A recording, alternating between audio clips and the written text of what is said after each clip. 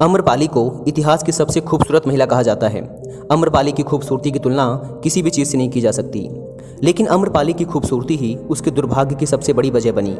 अम्रपाली को मात्र 16 वर्ष की उम्र में राज्य के आदेश से वेश्या बनना पड़ा। वह शायद इतिहास की इकलौती ऐसी महिला थी जिसे ऐसी बदनसीबी झेलनी पड़ी। अम्रपाली का एक खूबसूरत लड़की से नगरवधु बनने और उसके बाद बौद्ध भिक्षुणी बन जाने की यात्रा में उसके नाम के साथ उस समय के कई प्रसिद्ध और महान लोगों के नाम भी जुड़े हैं।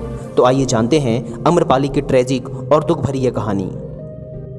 प्राचीन भारत में आज से लगभग 2500 वर्ष पूर्व लिच्छवी गणराज्य की राजधानी वैशाली में एक गरीब दंपति को एक आम के पेड़ के नीचे एक छोटी सी लड़की पड़ी मिली। उसकी माता पिता का नाम ज्ञात नहीं है। वह आम के नीचे पड़ी मिली थी, इसलिए उसका नाम अम्रपाली रख दिया गया। अम्रपाली अपने समय की सबसे खूबसूरत महिला थी। पाली ग्रंथों में उसकी अद्भुत सुंदरता का विवरण मिलता है। अम्रपाली इतनी खूबसूरत थी कि नगर का हर पुरुष उससे विवाह करने के लिए लालायित था। पाली ग्रंथों के अनुसार राजा से लेकर व्यापारी हर कोई अम्रपाली को पाना चाहता था। अम्रपाली के लिए शादी के प्रस्तावों के ढेर लग गए। इतने सारे विवाह प्रस्तावों की वजह से अम्रपाली के माता पिता दुविधा में पड़ गए। अगर अम्रपाली के लिए एक पुरुष को उनके माता पिता चुनते तो नगर के बाकी लोग उस पुरुष पर क्रोधित होकर हमला कर देते। इसी वजह से 16 वर्षीय अम्रपाली की शादी किसी से नहीं हो पा रही थी। अगर कोई बड़ा व्यापारी या राजकुमार ताकत और दौलत के दम पे अम्रपाली से शादी करता तो नगर में अशांति फैलती व हंगामा भी हो सकता था। इसलिए अमीर और ताकतवर लोग भी ऐसा नहीं कर पा रहे थे। पाली ग्रंथों के अनुसार वैशाली एक लोकतांत्रिक राज्य था जिसकी अपनी एक सांसद भी थी। जब अम्रपाली की खबर वैशाली सांसदों के सदस्यों तक पहुंची तो उन्होंने इस मुद्दे पर चर्चा करने का फैसला किया। उन्होंने तय किया कि वैशाली राज्य की एकता और शांति के लिए सभी की खुशी जरूरी है, इसलिए अम्रपाली को नगरवधु यानी कि वेश्या बना दिया गया। अम्रपाली अब पूरे नगर की दुल्हन बन चुकी थी जिसे अब हर किसी से प्यार करना था। अम्रपाली को नगरवधु बनाने से वैशाली के लोग तो खुश हो गए, लेकिन इस तरह से अम्रपाली अपनी खूबसूरती का शिकार बन गई। अम्रपाली को जनपद कल्याणी की उपाधि दी गई। यह किताब 7 सालों के लिए दिया जाता था और इसे साम्राज्य की सबसे खूबसूरत और प्रतिभाशाली औरत को दिया जाता था। अम्रपाली को अपना महल मिला। उसे शारीरिक संबंध बनाने के लिए अपना पार्टनर चुनने का अधिकार भी मिला। इसके साथ ही वह वैशाली राज दरबार की नृत्यांगना भी बन गई। अम्रपाली की अद्भुत सुंदरता की बातें न केवल पूरे वैशाली राज्य में बल्कि उस समय के 16 महाजनपदों के राज्यों तक भी फैली हुई थी। जब अम्रपाली की इस सुंदरता की खबर वैशाली राज्य के पड़ोसी और उस समय के 16 महाजनपदों में सबसे समृद्ध और शक्तिशाली महाजनपद मगध राज्य के राजा बिंबिसार को पता चली तो वो खुद को अम्रपाली से मिलने से रोक नहीं पाए। लेकिन मगध के राजा बिंबिसार के वैशाली राज्य के साथ हमेशा ही दुश्मनी भरे रिश्ते रहे थे, इसलिए अम्रपाली से मिलने के लिए उन्हें अपना भेष बदलकर वैशाली राज्य जाना पड़ा ताकि कोई उन्हें पहचान ही ना सके। बिंबिसार खुद भी एक बहुत ही अच्छे संगीतकार थे। जब वे अम्रपाली से मिले तो वो उसके प्यार में पड़ गए। इसी दौरान अम्रपाली बिंबिसार के एक बच्चे की माँ भी बनी थी। उसका यह बेटा आगे चलकर एक बौद्ध भिक्षुक बन गया था। एक बार जब बिंबिसार ने वैशाली पर आक्रमण किया तो उसने अम्रपाली के महल में ही शरण ली थी। उसने अम्रपाली के महल को छोड़कर बाकी सारे वैशाली शहर पर हाहाकार मचा दिया था। उस दिन अम्रपाली को बिंबिसार की असलियत का पता चला। अम्रपाली ने बिंबिसार से युद्ध रोकने के लिए कहा और बिंबिसार ने अम्रपाली की बात मान ली। बिंबिसार ने अम्रपाली को मगध की महारानी बनने का भी प्रस्ताव दिया, लेकिन अम्रपाली ने इस प्रस्ताव को ठुकरा दिया क्योंकि वैशाली और मगध शत्रु थे। अगर अम्रपाली बिंबिसार के प्रस्ताव को स्वीकार कर लेती तो शायद भयंकर युद्ध छिड़ जाता और हजारों लोग मारे जाते।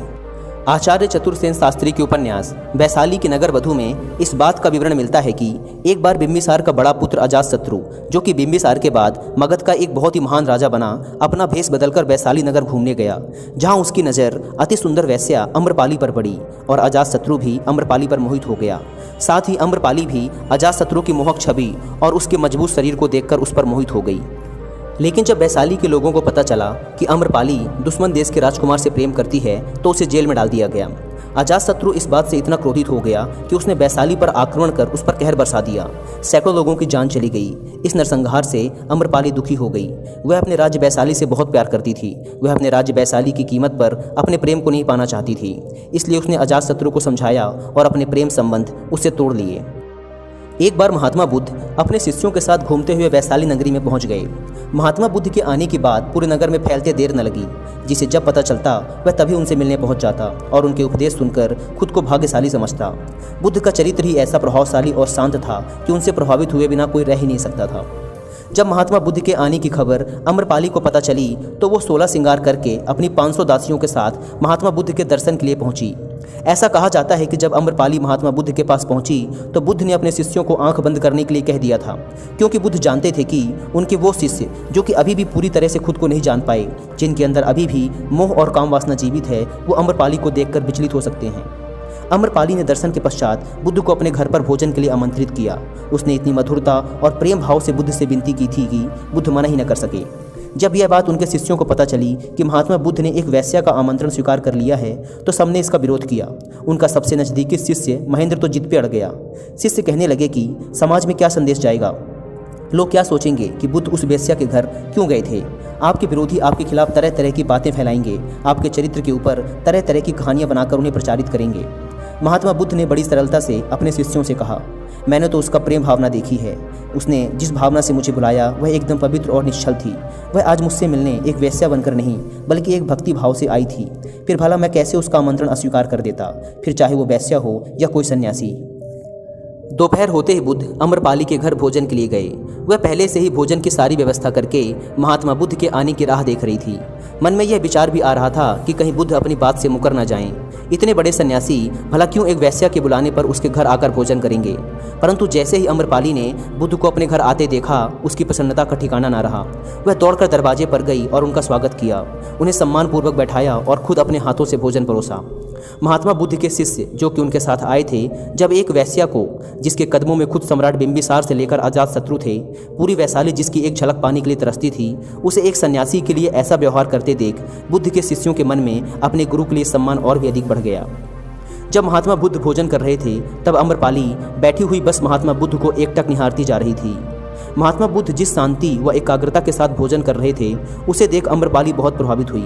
उसके महल में महात्मा बुद्ध के आने से जो पॉजिटिव एनर्जी, शांति व आकर्षण फैला था वह उसे अंदर से महसूस कर पा रही थी।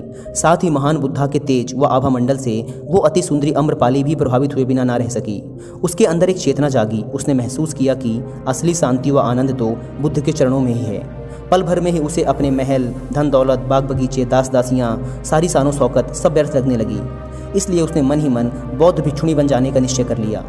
जब महात्मा बुद्ध भोजन करके उठे तो उसने बुद्ध से विनती की, मैं अपने महल, बाग बगीचे और सारी धन दौलत भोजन की दक्षिणा स्वरूप बौद्ध मठों को दान में देना चाहती हूँ। साथ ही उसने बुद्ध से विनती की कि वो उसे अपनी शिष्या समझकर बौद्ध भिक्षुणी बनाने की कृपा करें। बुद्ध ने अम्रपाली की आंखों में ध्यान से देखा और उसकी विनती स्वीकार कर ली। इस घटना के बाद ही बुद्ध ने स्त्रियों को बौद्ध संघ में प्रवेश की अनुमति दी थी। इससे पहले कोई भी स्त्री बौद्ध भिक्षुणी नहीं बन सकती थी। अम्रपाली इसके बाद सामान्य बौद्ध भिक्षुणी बन गई और वैशाली के हित के लिए उसने अनेक कार्य किए। उसने पूरी उम्र अपना मुंडन करवाकर हाथ में भिक्षा पात्र लेकर सामान्य भिक्षुणी का जीवन व्यतीत किया। दोस्तों, एक बात आपसे कहना चाहूँगा, आप आज के सेक्स वर्कर्स की तुलना उस जमाने की वेश्याओं से ना करें। आज ऐसे काम करने वाली स्त्रियों को जिस हीनता और अपमान की दृष्टि से देखा जाता है वैसा उस समय नहीं था। मैं यह भी नहीं कह रहा कि उन्हें सम्मान की दृष्टि से देखा जाता था, लेकिन यह उस समय नगर की बहुत ही सुंदर स्त्रियों के लिए एक बहुत ही आकर्षक व्यापार हुआ करता था। पैसा और ताकत पाने का एक तरीका हुआ करता था। शहर में वेश्यावृत्ति की जगह बहुत से राजकुमारों व उन अमीर व्यापारियों के लिए जो कि दूसरे राज्यों से यहाँ व्यापार करने आते थे, उनके लिए मनोरंजन की जगह हुआ करती थी। क्योंकि अमीर लोग इन सुंदर स्त्रियों को मुँह मांगी कीमत देते थे, इसलिए ये इतनी अमीर हुआ करती थी कि राजा को भी युद्ध के समय पैसे उधार देती थी।